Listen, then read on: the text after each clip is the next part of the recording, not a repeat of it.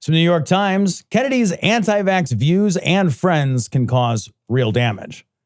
In 2019, during a deadly measles outbreak in Samoa, Robert F. Kennedy Jr. sent a letter to the prime minister suggesting the measles vaccine might have caused the epidemic, despite the actual cause being traced to an infected traveler and low vaccination rates fueled by misinformation.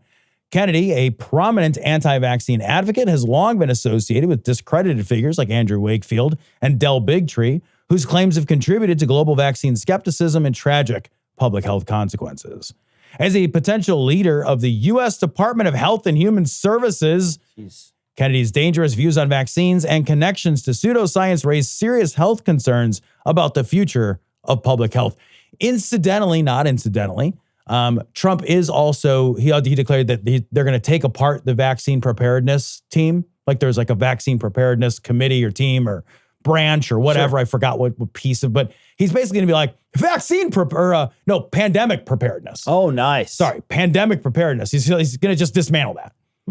Because he already did that before, and we had a terrible pandemic because of it. It's like also, George W. Bush, like for right-wingers, like the original pandemic playbook was created because George W. Bush like read a book and was like, oh shit, I have a responsibility to make sure that doesn't happen. Wow, it's the first time he's ever said that. Right, I know. So first of all, George W. Bush was actually an avid reader. I didn't realize this. Wow. You wouldn't think that he, and not just C-Spot. I would have thought. That's crazy. I'd say, do you hire someone to just read to him? Or, I don't know how much scratching and sniffing was involved. I suspect. He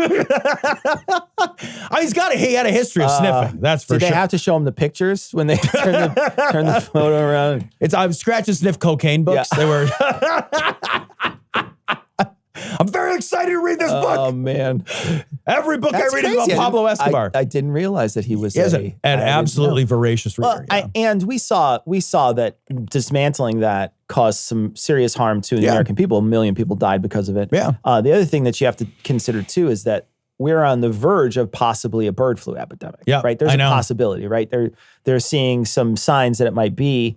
And, if we decide, well, let's just take all this stuff down. What happens if Trump's in there and a bird flu epidemic hits? And it's, again, a respiratory illness that kills young and old. Dude. And now suddenly you're in this really horrible space where, people are trying to drink infected raw milk based on H1N1 or whatever, or, because they have this stuff. And so, it can be a horror show. And you have a guy in Robert F. Kennedy who has...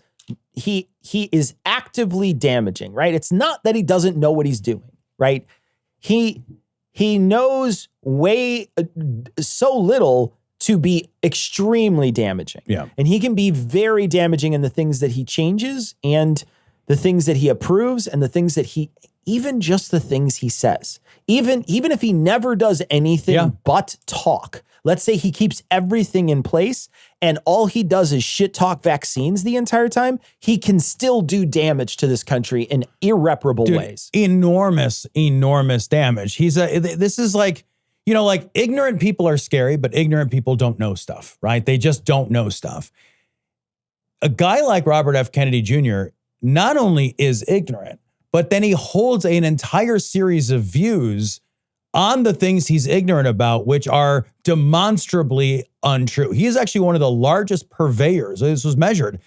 He's one of the largest purveyors of disinformation and misinformation around public health, just around public health in general. He's scary wrong. He's frighteningly wrong about this stuff. And can you imagine, if there was a bird flu epidemic, if there was an actual second pandemic, the conspiracy theories that would float around, another Trump administration, another pandemic, right? Oh my, dude, it writes itself. I know, but that's like saying, man, Boozy Steve got another DUI. I know.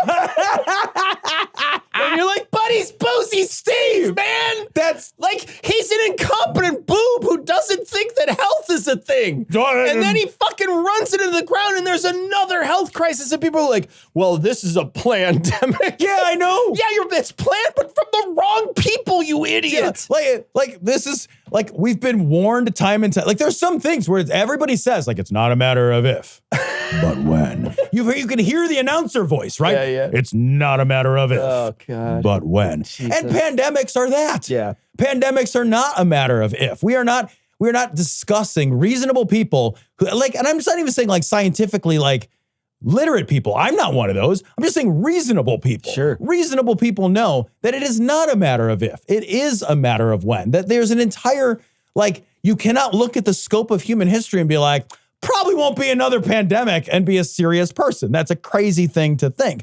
There's been so many of them. They're not something we shouldn't. And we're not going to stop doing livestock. Right. The conditions continue to compress to make these things more likely. So we're just like, you know, like in the 1600s, it was less likely than it is now because of the way our food and supply chains work. So like, we're just setting our, it's like walking around in a house made entirely out of oily rags, you know, and like flicking cigarette butts around and being like, probably shouldn't plan for house fires. Yeah.